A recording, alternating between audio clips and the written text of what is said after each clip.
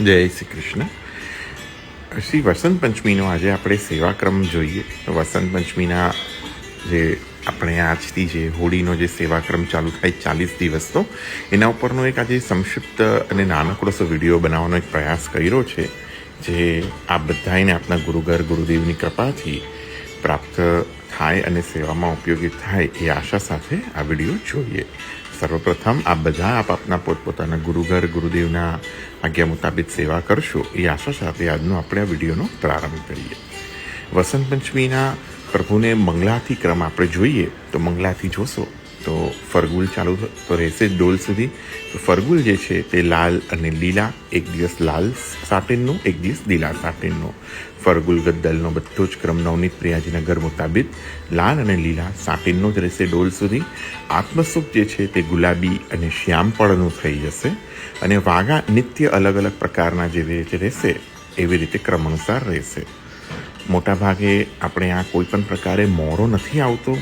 ગાદી ઉપર આવી રીતે જગન્નાથથી સફેદી અને મલમલની નૈનસુખ સફેદીનો જ લપેટો ચડવામાં આવે છે. મલમલની સફેદી, નૈનસુખ સફેદી ગાદીજી પર રહી છે અને જગન્નાથથી ચીકણી સફેદી, ચીકણી એટલે થોડું શું આમ શાઇની જેવી જેને કહેવાય, જાડું કપડું, પોપલિન તમે એને કહી શકો, 2x2 કહી શકો. આ બધી સફેદીના પ્રકાર જે આજના નામમાં છે એ તકિયા ઉપર. ખેલના સાજમાં ચંદન આવશે, ગુલાલ આવશે, ખાસાનું અબીર આવશે, ચોવા આવશે અને સાદું અબીર. આવી રીતે એક થાળમાં સાજી લઈએ છીએ આપણે. અને આવી જ રીતે આપણે વસંતના કલશમાં ખજૂરીની ફાંક, ખજૂરી એટલે ખજૂરના ઝાડના આવા જે ફાંક હોય એના લીવ્સ બેઝિકલી એની અંદર આવી રીતે બોરને ફાંકી દેવાના છે આપણે. નાના નાના બોર જે આપણે મળીએ એ બોર. પછી એની અંદર જો સંભવ હોય તો સરસોનું ઝાડ પીળા ફૂલવાળું, આંબા મોર, આસોપાલવના પત્તા, પછી ઘઉંનો પોંક જે ઘઉંનું જે ઝાડ જે હોય એ ખાસ એમાં પધરાવવામાં આવે જો એ મળે તો. યથારુચિ આ ઋતુમાં ઉગતું બધા જ પ્રકારના વનસ્પતિ, આંબલીનું વૃક્ષ છે, પછી બોરનું વૃક્ષ છે નાના નાના, તો એ બધું જ તમે ડેફિનેટલી આમાં પધરાવી શકો છો. તો આપણે સર્વપ્રથમ એક કલશની અંદર આ બધાનો પધરાવી ઝાડપાનને અને પીળા વસ્ત્રથી લપેટી લઈશું. અને સર્વપ્રથમ ખેલ આરંભ કરીએ એની પહેલાં આપણે આ બધા જ અલગ અલગ પ્રકારના જે વસ્ત્ર છે એ પણ જોઈએ કેવી રીતે પ્રભુને ધરાવીએ. સર્વપ્રથમ આપણે જે છે તે જન્માષ્ટમીના રાતના જે ધરાવેલું જે પીતાંબર જે છે એ આવી રીતે ઓઢાડવાનું છે. પીતાંબર ઓઢાડ્યા બાદ આડ વસ્ત્ર આવી રીતે કાગળ મૂકીએ જેથી રંગ પ્રભુના ગાદીજી પર એકદમ જ ના પડે. કોઈ પણ પ્રકારે આપણે એવી રીતે પ્રભુને ખેલાવાના જ નથી કે જ્યાં અમને શ્રમ પડે. પછી એક મોટું આવી રીતે કવાઈ વસ્ત્ર આવે, એ બેઝિકલી આખા તકિયા ગાદીને બધાને આવી રીતે આપણે કવર કરી લઈએ જેથી ફરગુલ વગેરે ઉપર રંગ ના છિડકાય. આને આવી રીતે કવાઈ વસ્ત્ર છે. આ લાલનના સ્વરૂપનો ક્રમ છે. ઠાડા સ્વરૂપ હોય તો ચરણારવિંદ પર વસ્ત્ર, પીટકના તકિયા ઉપર અને બગલના તકિયા ઉપર એવી રીતે વસ્ત્ર ધરવું. અને આ ઉપરણો કહેવાય. આને ઉપરણો એટલે આવી રીતે મોટું સફેદ કપડું જે આવી રીતે ગાદી તકિયાને આવી રીતે કવર કરીને રાખવામાં આવે તકિયા ઉપર, જેથી પીછવાઈ વગેરે ખેલાવીએ તો રંગ ડાયરેક્ટલી તકિયા ઉપર, બગલી તકિયા ઉપર, પીટરના તકિયા ઉપર ના પડે. આ ધરાવ્યા બાદ આપણે તરત જ પુષ્પના માલાજી જે આપણે છડી બનાવેલી છે, છડી બંને બાજુ અને બંને બાજુ ગેન સંભવ હોય તો એક એક નાની માલા પણ આમાં પધરાવી, 2 માલા. વસંતનો કલશ પ્રભુની સન્મુખ અષ્ટદલ માંડી એના ઉપર ચોકી પધરાવીને પીળું વસ્ત્ર લપેટી ભગવત કૃપાથી તમને જો સંભવ હોય તો અધિવાસન કરી ગુરુદેવની આજ્ઞાથી ગટ્ટી ભોગ એટલે મિશ્રી ભોગ ધરવું અને પછી ગુલાલ વગેરે ઉપર પ્રોક્ષણ કરી અને એને ખીલાવાનો ક્રમ આરંભ કરીએ. 40 દિવસ જે છે તે આપણે આ વ્રજ યુવતી સત્સંગે ગવાશે. પણ કેવી રીતે કે વસંત પંચમીથી જે શરૂ થશે તે વસંત પંચમીથી લઈને કુંજ એકાદશીના એક દિવસ પહેલાં સુધી જ વ્રજ યુવતી ગવાય છે. કુંજ એકાદશીથી ડોલ સુધી ડોલના પદ ગવાશે, પછી વ્રજ યુવતી સત્સંગે ગવાશે નહીં. તો એ ખાસ ધ્યાન રાખવી. અને જેવી રીતે દાંડા રોપણ પછી ધમાર આરંભ થશે એવી રીતે વિભિન્ન રાગો વગેરેનો ક્રમ ધીરે ધીરે આગળ વધતો જશે. પ્રાય પ્રાચીન ઘરના ક્રમ અનુસાર કોઈ પણ પ્રકારે પ્રભુ સન્મુખ રસિયા ગાવાનો કોઈ પ્રકાર છે નહીં. આ બધું આપણે ઓસરામાં કે પ્રભુનો સેવાક્રમ થઈ જવા પછીનો પ્રકારમાં રહે છે તો જેવી રીતે આપને ગુરુઘરની આજ્ઞા હોય એ પ્રકારે કરજો. ભગવત વાણી, અષ્ટછાપની વાણી જ પ્રભુને અત્યંત અત્યાધિક પ્રિય છે. તો એની સન્મુખ આપણે એનું ગાન કરીએ એવો આગ્રહ જરૂર રાખીએ.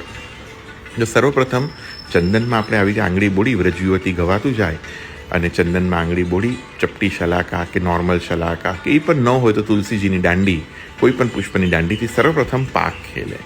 તો પાકના ઉપર આવી રીતે 3 અગર 5 મોટી પાક હોય તો 5 કે 3 એવી રીતે ટપકા કરવા.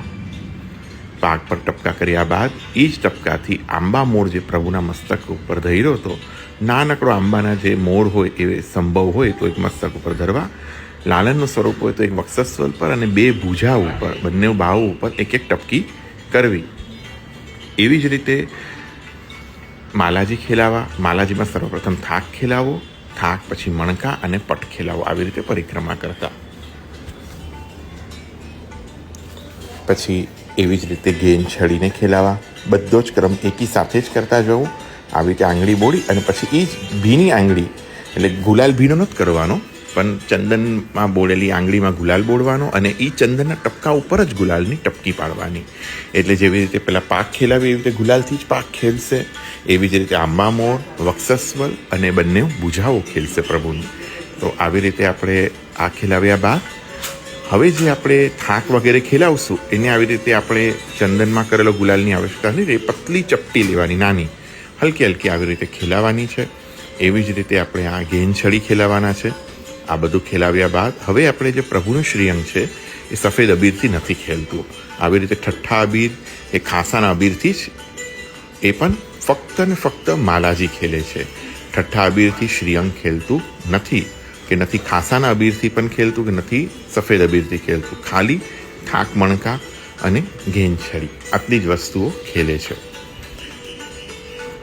ઠઠ્ઠા અબીરથી ખેલાવ્યા બાદ હવે ચોવાની વારી આવશે. ઝીણું ટપકું ચોવાનું લઈ પાગ ઉપર ખેલાવવું. એવી જ રીતે આંબા મોર, એવી જ રીતે વક્ષસ્વલ અને બંને બાહુઓ. અને હવે ચોવામાં આપણે આવી રીતે આંગળી બોળી અને એને લકીર પાડવી. લકીર આવી રીતે આંગળી બોળી અને પેલા થાક મણકા ખેલાવી લીધા અને હવે જે લકીર પાડીએ તે આવી રીતે ઘેન છડી વગેરે ખેલાવ્યા બાદ આપણે આવી રીતે લઈ અને મોરો ખેલાવાનો છે.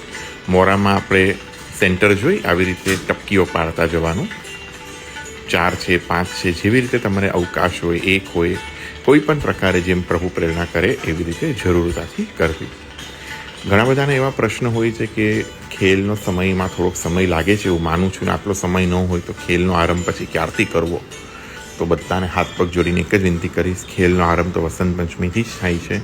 જો તમારી પાસે આટલો બધો અવકાશ ના હોય તો શું કરજો કે પહેલાં આપણે આ જોઈએ મોરા ઉપર જેવી રીતે ચંદન, એના ઉપર ગુલાલ ને એના ઉપર આવી રીતે ચોવા પધરાવીને ચોવાથી આપણે આવી રીતે લકીરો કરી લેવી.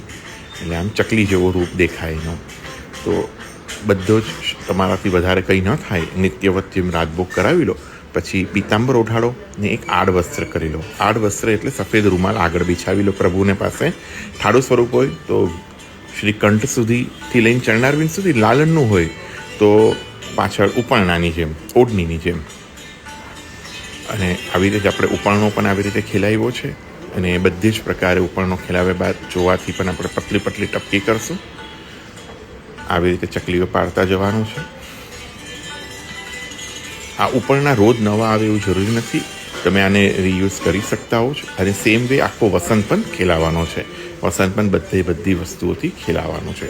કોઈ પણ એમ ના કહે કે હું પ્રભુ સન્મુખ આવ્યો અને ખેલાવ્યા વગર રહી ગયો. આપણા ઘરમાં પીછવાયો નાની હોવાના લીધે હું આવી રીતે ગુલાબદાનીમાં કેસર કે કેસુડાનું જલ ભરી લેવાનું અને એનાથી પહેલાં આવી રીતે પીછવાઈને હલકી ભીની કરી લેવાની. આ ભીની કરવાનો મકસદ એ છે કે ગુલાલ એમાં સુંદરતાથી ચોંટી જાય. અને હવે એના ઉપર તમે આવી રીતે ચકલીઓ પાડતા જાઓ ગુલાલથી. આમ ચપટી પાડી અને આવી રીતે ચકલીઓ પાડો, ગુલાલ છાંટો. અલગ અલગ પ્રકારની ભાતો, બંગલા છે, બધો જ પ્રકાર ચાલુ થઈ જશે. એ બધો જ તમારે શ્રીનાથજીના પાટોત્સવ પછી. ત્યાં સુધી તમે આવી રીતે ચકલીઓ પાડીને પણ પ્રભુને ખેલાવી શકો. પ્રભુ પાસેથી આવી 2 ચપટી ગુલાલ અબીર લઈ અને ઉડાડવા. અને ખેલ દરમિયાન બાજુમાં ખેલ ભોગ માટે તમારા યથારુચિ જે કંઈ પણ સામગ્રી હોય એ જરૂર પધરાવી. એક વસ્તુ ભૂલાઈ ગઈ હતી બતાડવાના, પ્રભુની પીઠક પર આંબા મોર અને આંબાના પાન પણ પધરાવા. એને પણ આવી રીતે જ જેમ ખેલાવીએ એમ બધું જ ખેલાવતા જવું. અને હવે આ બધો જ બંટો જે છે ગેન, છડી, આ બધી વસ્તુઓ વળી કરી પ્રભુ પાસેથી, અને આને આ થાલ સંભવ હોય ને જો શયા મંદિરમાં પર્યાપ્ત જગ્યા હોય તો એમાં પધરાવો, ન હોય તો તમે યથાવત જે સ્થાન પર પધરાવતો ત્યાં પધરાવી શકો છો. ખેલભોગ પણ પ્રભુની બાજુમાં ઢાંકીને પધરાવો, જે સીધો શયા મંદિરમાં જાય છે. ખેલભોગમાં યથરુચિ સૂકા મેવાની બધી છાબો હોય, અલગ અલગ પ્રકારના સૂકા મેવા છે, દૂધગરની સામગ્રી છે, એ બધો પ્રકાર હોય છે. તમારી પાસે જે પણ સંભવ હોય આમાંથી એ જરૂરતાથી પ્રેમપૂર્વક કરવો. કશું જ ન સૂજે તો એક સૂકા મેવાની કટોરી પણ ખેલભોગના ભાવથી ધરી શકીએ છીએ. એવું ક્યારેય નહીં વિચારતા કે પુષ્ટિ માર્ગમાં આટલી સામગ્રી, આટલા શૃંગાર, આટલા વસ્ત્રો હોય તો જ સેવા થાય. ભગવત કૃપા અને આ ભક્તિનો શ્રી આચાર્યચરણનો માર્ગ છે. આમાં સાધનની પ્રધાનતા નથી, ભક્તિની પ્રધાનતા છે.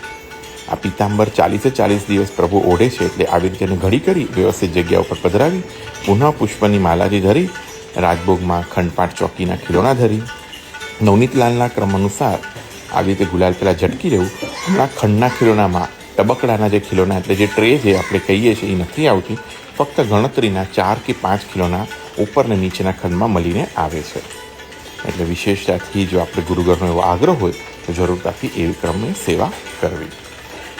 અને આપણે જોયું તો સૂક્ષ્મ ક્રમે કેવી રીતે ખીલાવીએ છીએ, તો એ જેવી રીતે મેં કીધું આડ વસ્ત્ર પધરાવી પ્રભુને, એના ઉપર જ હલકું ચંદન, ગુલાલ, અબીર અને ચોવાની એક ટપકી કરીને પણ આપણે ખેલાવી શકીએ. જો આટલું બધું ખેલ ના થાય તો એવું નહીં કરવું કે ખેલ આપણે પાછળના 5 દિવસ ખેલાવીએ કે 10 દિવસ, 40 દિવસ ખેલાવો. એવું હોય તો 5 દિવસ વિશેષ ખેલાવજો. પણ હમણાંના તમે જે રોજે રોજ ખેલાવો એ નાના નાના ટપકા, એક નાનકડું રૂમાલ જેવું વસ્ત્ર પ્રભુ પરથી પધરાવી, જેથી રોજ નવા વસ્ત્ર બનાવવાની સંભાવના ના હોય તો એવી રીતે પણ કરી શકો. જો રોજ નવા વસ્ત્ર બનાવો તો બહુ ઉત્તમ છે. એ પણ ન થઈ શકે ને જો ઈચ્છા જ હોય બનાવવાની તો માત્ર કટિંગ કરીને પણ એકવાર વસ્ત્ર બનાવી લેજો. સીવાનો આગ્રહ ન થાય કંઈ વાંધો નહીં, આપણા પ્રભુ છે, આપણા ઘરના જ છે, કોઈ જ એમાં આપત્તિ નથી. પણ આપણાથી જે કંઈ પણ થઈ શકે, શ્રેષ્ઠમાં શ્રેષ્ઠ, ઉત્તમમાં ઉત્તમ પ્રભુની સાથે આપણે લાડ લડાવી આ વસંતના દિવસો, એ આગ્રહ સાથે આપણે આ વસંતનો ઉત્સવ મનાવવાનો છે. ખેલ નિત્ય જ થાય છે, એક દિવસ કરાવવો, છેલ્લા 5 દિવસ ખેલાવવો એવો ક્રમ નથી. કોઈ પણ એવી આપત્તિ પરિસ્થિતિ હોય તો વસ્તુ અલગ છે, પણ જો સંભવ હોય તો એટલી સૂક્ષ્મ ક્રમે પણ આપણે ખેલ જરૂર ખેલાવી શકીએ છીએ. એટલે એવું નહીં રાખો કે આપણે આટલા હાંડાઓ ભરીને ગુલાલ ખેલાવશું, રોજ નવી ગુલાલની કટોરી ભરશું, એ જ કટોરીને રિફિલ કરતા જાઓ.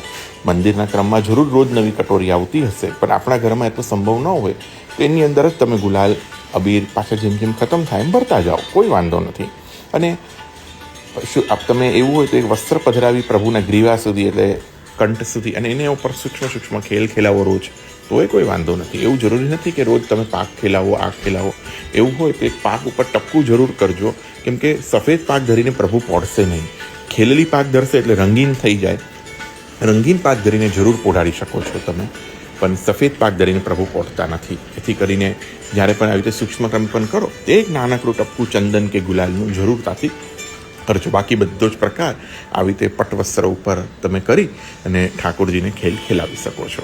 તો એવો આગ્રહ ન કરતા, કોઈ ઓફિસમાં જતું હોય, કારવતું હોય, બહુ વધારે વિશેષ સમય ન દઈ શકે કે કોઈ બહારગામ ગયા હોઈએ, પ્રભુને જરૂર આવી રીતે પણ સૂક્ષ્મ ક્રમે પણ ખેલ ખેલાવી શકીએ છીએ આપણે. તો આપણે આખો ખેલનો ક્રમ જોયો. આમાં તમે જોયું કે ગાદી ઉપર કોઈ પણ પ્રકારે મોરા, કપડાના અલગ અલગ સીવેલા મોરા જે આવે છે વ્હાઇટ કલરના, એવા નથી જઈ રહ્યા. ઉપરનો જ લપેટ્યો છે. આ ઉપરનો લપેટવાનો પણ એક આગળનો વિડીયો છે, સંભવ હશે તો જરૂરતાથી એ પણ શેર કરીશ, જેથી આપ બધાને તે સેવામાં સવલિયત રહે. આશા કરું છું કે આપને આ વિડીયો સેવાના ઉપયોગી થતા હશે, અને આપને પર મહાપ્રભુ શ્રી ગુસાઈજીની કૃપાથી આપ આપના ગુરુદેવની આજ્ઞા મુતાબિક સેવામાં ખૂબ આગળ વધશો, ખૂબ આગળ કરતા રહો તૈયારી. ઠાકોરજીને ખૂબ તન મન ધનથી લાડ લડાવતા રહો. જય શ્રી કૃષ્ણ. આપ બધાને ખૂબ ખૂબ ખૂબ ધન્યવાદ, ખૂબ ખૂબ આભાર આપ બધાનો. જય શ્રી કૃષ્ણ.